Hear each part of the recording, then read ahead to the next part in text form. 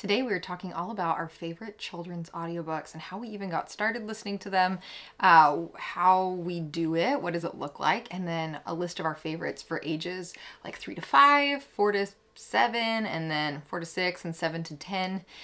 So that is what we're going to cover today. So if you are someone who's struggling with getting some time by yourself, from making the transition from like nap time to quiet time, road tripping, or you even want to just like decrease the amount of just screen watching that you're using in the day, hopefully this episode will be really helpful. Hi, I'm Jessica Jackson, and this is the new way to thrive in motherhood by leaning into who you are, what you love, your unique family situation and personal mission to create a life that you actually want to live.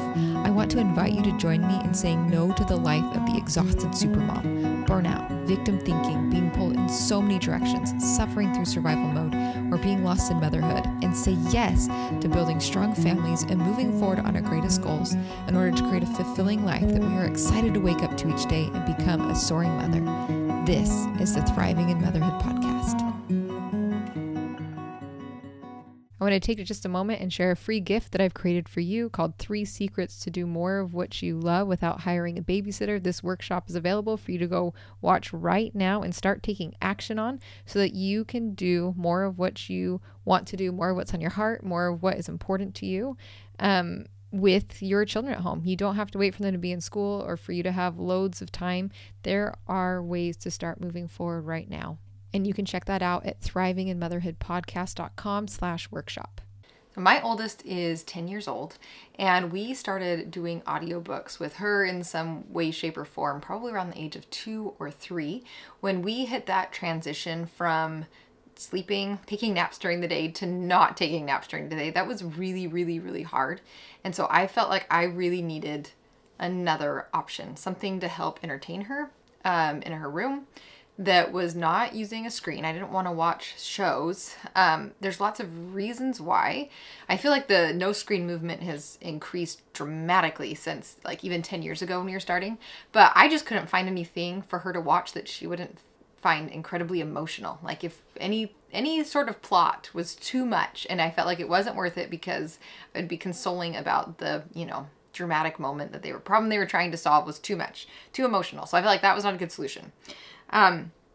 So we initially started just so I could get a break every day. But as my kids have gotten older and as I've seen the fruits of this practice of listening to stories every day, we've really discovered some awesome things about it. So first of all, because they can listen to it, that means they're doing something else with their hands. And so we have an endless supply of creativity in our home. My kids have probably said they're bored twice because they're always creating things. And when they're listening to audiobooks, they can do it longer because there's something engaging their minds. They're happy to keep their hands busy. And then it also spurs on play. So after they've listened to a story or while they're listening to a story, they are often creating those things they're listening to, or, after they turn it off, they're creating the things that they're listening to. They're acting it out. They're playing it through. They're processing it. And so it just is like a it's like an upward spiral. The more they listen, the more they have to do, and the more they're thinking about doing different things and they're creating things. The other thing that's been really exciting to watch is that they are able to read really tough content. I mean, some of the books I didn't read till I was in high school or college, and they can listen to them and just love the stories. And because they've never looked at the text, they're not intimidated by it. It's never occurred to them that they can't read or, enjoy those books. And so it's been a great way to challenge their, blow way past any sort of reading level that they would even be close to, and just fall in love with really good, timeless stories. And then, the other thing that's just nice is especially before they were readers, I could let them hear great stories without me sitting and reading all the time. Now, I do read a lot. I read so much. In fact, at the start of every school year, I read more than I think I can, and I lose my voice. And then we really become reliant on these audiobooks. So that is, just in a home where we're homeschooling, where we want, stories to be a huge part of our day and our curriculum. It's nice to have another person that can read. And then even though I have readers, like now they can read, you know, they stay up so late just reading book after book after book. It is so nice for them to still have an option of things that they can listen to during the day. We don't do that at night, but during the day, so they can keep their hands busy and work on their knitting and crocheting and their painting and their drawing and I don't know, just all the hand things that they do. So the way that we started was just getting a CD player from Goodwill. I spent $5 on it. We were in grad school. I did not have big funds. So that's how we started. And then I just had a handful of CDs from my childhood. My mother-in-law like shared the CDs that that my husband listened to from when he was a child. And then we would get CDs from the library. So we spent, again, no money. We just used what we had so that the kids could listen. Now, in those young ages, we found it's really, really helpful to have music be a part of it. So what I mean is like there's a story and then there's some music happening along with it, whether it's musical or just dramatized. So we loved listening to like some of the Focus on the Family resources. The Chronicles of Narnia has like a dramatized version that's fun. We listened to that in the car first. We also listened to things like Alexander's Amazing Adventures. That was created by Linda and Richard Eyre. Which is like character values. And I will say with my little kids, I was like a little bit surprised by some of the stuff because it's like stuff you'd hear in elementary school. And when my kids were really little, I was like, I don't know that I want some of that. So we would like, I don't know, some of the CDs I skipped just because it was more mature content for, like an 8-year-old instead of a 4-year-old. But they still had really fun music and stories and good principles.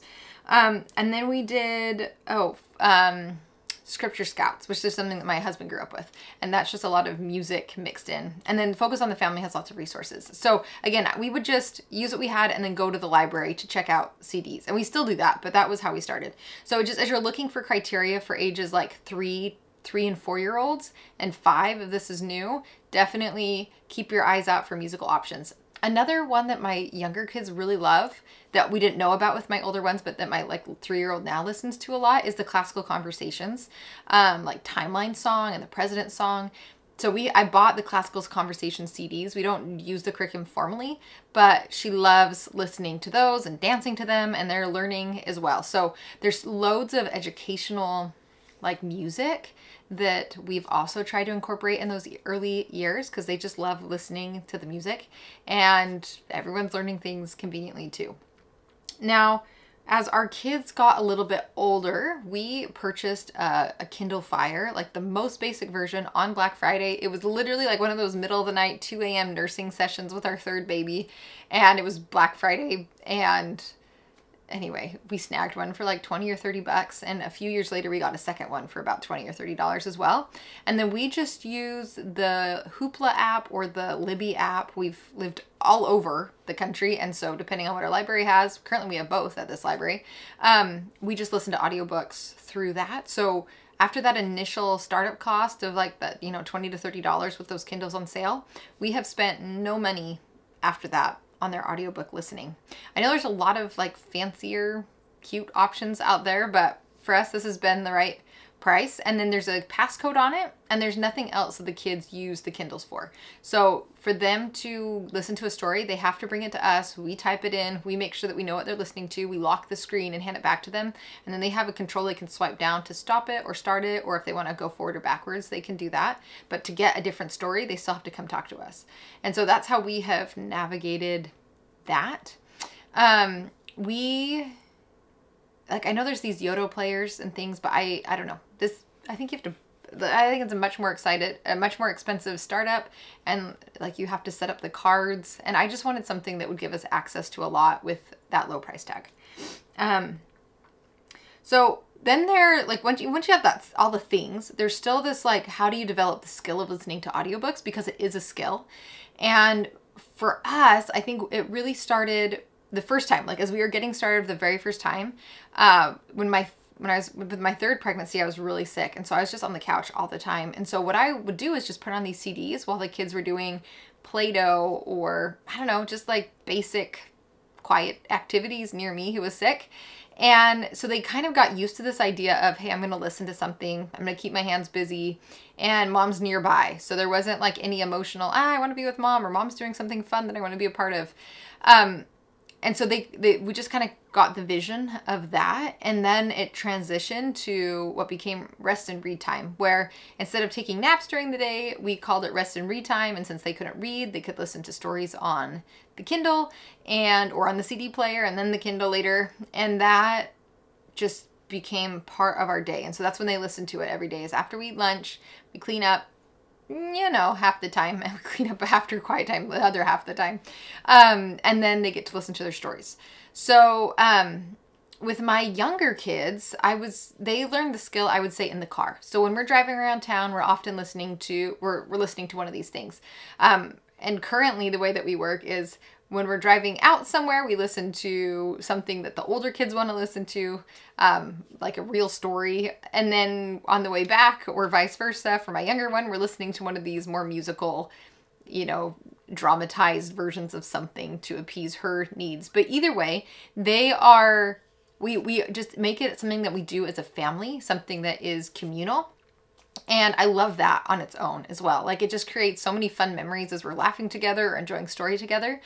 But it also creates this skill, this foundation that you learn doing together, and it translates really well over to then doing it by yourself with, again, some practice and getting it set up. So for like my youngest daughter, she gets she has a CD player in her room now. Everyone else has the Kindle they're listening to, but she's got the CD player in her room. She's got the CDs. She knows how to switch them out, and she's got some autonomy over that process, while the other kids are listening to the Kindle. Now, another thing, we don't use headphones. So I want to be able to hear what they're listening to. I want that to be the precedent. And also, we don't have one for every single person. They're listening to a story together during quiet time. And so that's just how we've navigated that as well. I just feel like when you've got things connected to the internet, it should be public. We should all be able to hear what's happening. Now, once we've learned the skill, the other time that we do this is road trips. So we do go on many road trips. You can check out some of the videos that I have about our road tripping systems, or how we pack for our long trips and all of that on as well. But we have used that time, especially like just to really, that's what we do. We watch movies at the very end of the day, because we'll drive for like 3 or 4 days in a row for 10, 12, 15-hour days. And so at the very end of the day, when we're all about to lose it, that's when they get to watch something for, a show or two. But other than that, we are listening to audiobooks, or actually we do lots of things, but audiobooks, no screens. And so that is another time that we use very intentionally to help train and prepare our kids for this audiobook listening as the younger ones move up and start needing to stop taking naps. So let's talk about some of our favorites. I've already told you those early years, 3 to 5. Those are the dramatized ones, focus on the family, Alexander's Amazing Adventures. There's a lot of language ones as well that we've listened to that are in English, but then also in Spanish or French, and they're telling stories. And so all of my kids love those.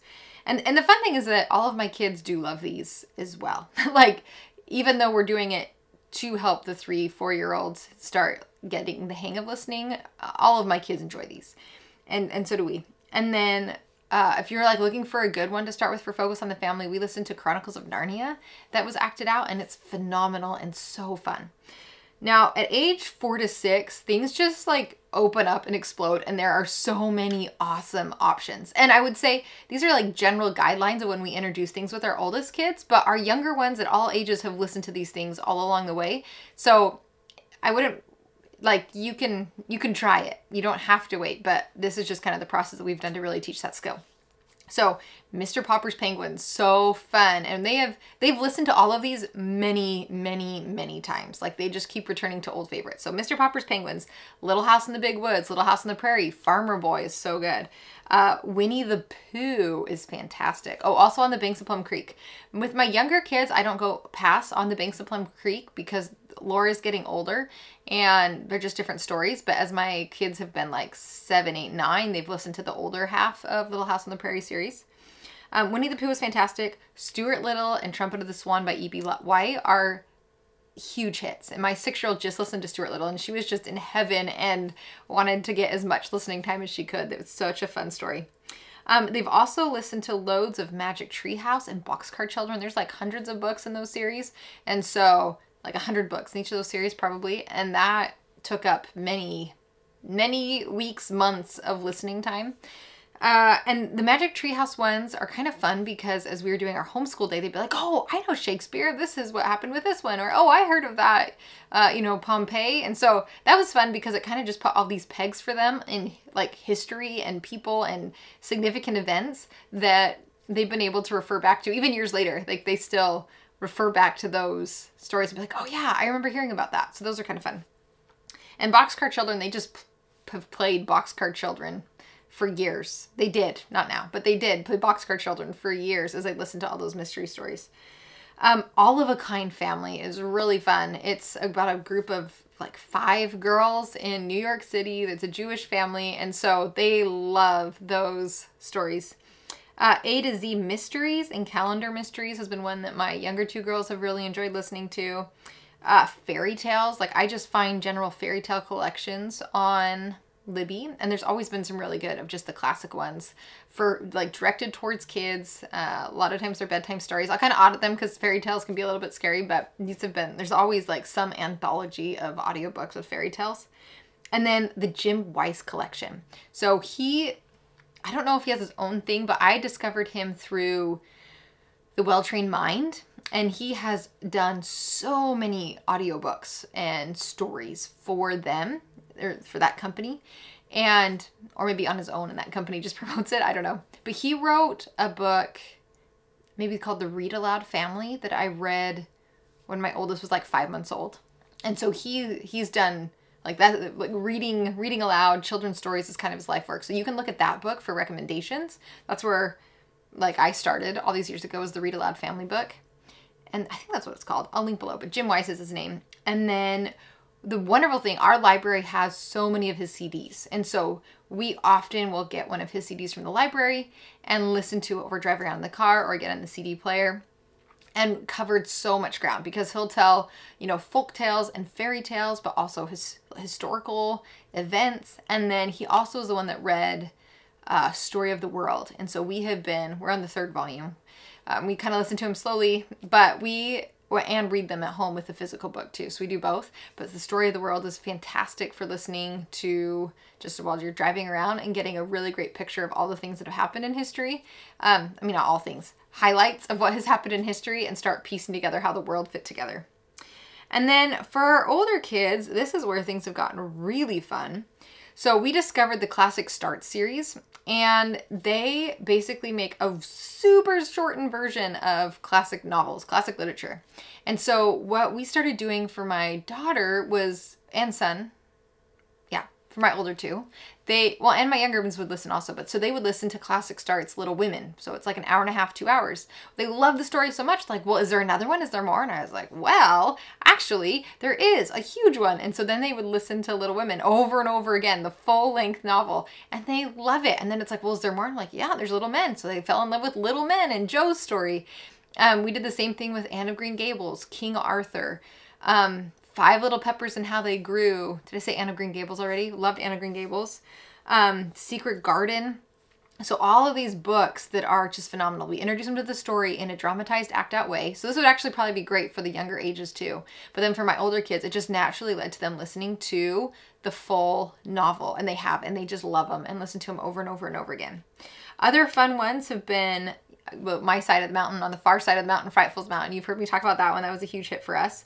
The Moffats series, that's one that we listened to on the road trip. I think there's 5 books. And again, it follows this family and they are just hilarious and fun. Pinkie Pie series also, I believe, was written by the same author. We've thoroughly enjoyed those. On the road trips, we listened to the Shakespeare Stealer as a family, and that's one that I would definitely put in the older range, and it was fun. It has kind of like a little bit of a crazy ending. So I was glad we were listening to it together and could talk about it. The Birch Bar House is fantastic. A friend told me about this one. It's kind of like Little House on the Prairie, but for a group of Indigenous people. And so it's really fun getting their story and it's just another view of that same time period, but from a different culture's perspective. Story of the World's fantastic. Anne of Green Gables is fantastic. And then Harry Potter. So I have read the Harry Potter books aloud to my children, my older children, the whole series. The younger ones and all of my kids can listen to the first 3 audiobooks, but after that I edited more than I want them just listening to on repeat on audiobooks, but they have listened to the first 3 of those often. So is this a complete collection? No, but I hope that it's a really good starting place, and that you have a few more books that you can add to your own, I don't know, listening list. And we have found all of these, again, just through the library. So I haven't felt the need to go, I don't know, every little while I get like, oh, maybe I should get Audible, maybe we should get all these. And I just don't actually need to, because we have the library, which has been a great resource. So if you have favorites, I would love to hear them in the comments below. And thank you for everyone that's been leaving reviews, subscribing on YouTube. It's just so fun to connect with you on these different platforms and to hear your stories and what is impacting you on the show. And so thank you for that. And I'm excited to talk to you again next week. Today, I'm excited to share with you about the Made to Soar Next 90 Days program. It is a self-paced online course with lots of interaction from me that has transformed the lives of women from all around the world as they have learned to build unique family systems that support them in their own unique life circumstances, that allow the necessary and essential things of life to get done and leave time and energy to do what matters most to them.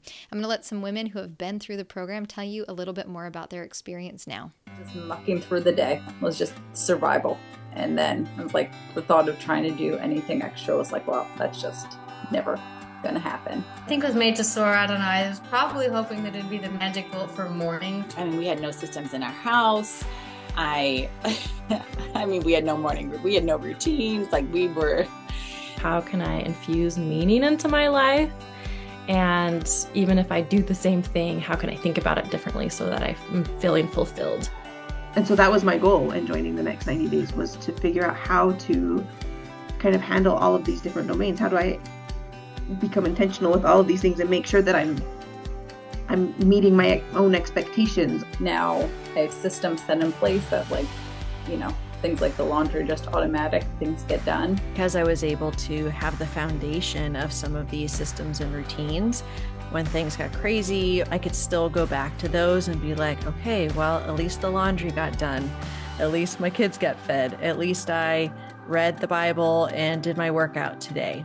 So it helped me go through a couple big moves and big changes and to keep some level of stability for the family. Figuring out how do I homeschool? How do I do it with consistency and some level of discipline? And then how do I like build a business and still find, like, you know, meaningful work outside of my home? All of that, I wouldn't have known how to organize it. It was all kind of just like spaghetti in my brain. With Made to Soar, just gaining clarity about what I wanted my days and weeks to look like, my hours and my spare minutes. This is how we get to where we want to go, and just changing those expectations has helped me be happier. You know, I have power to change my circumstances, right? That I can put in new routines. I can solve some of these problems. I can think about things differently and realize that I have power to be in a better place.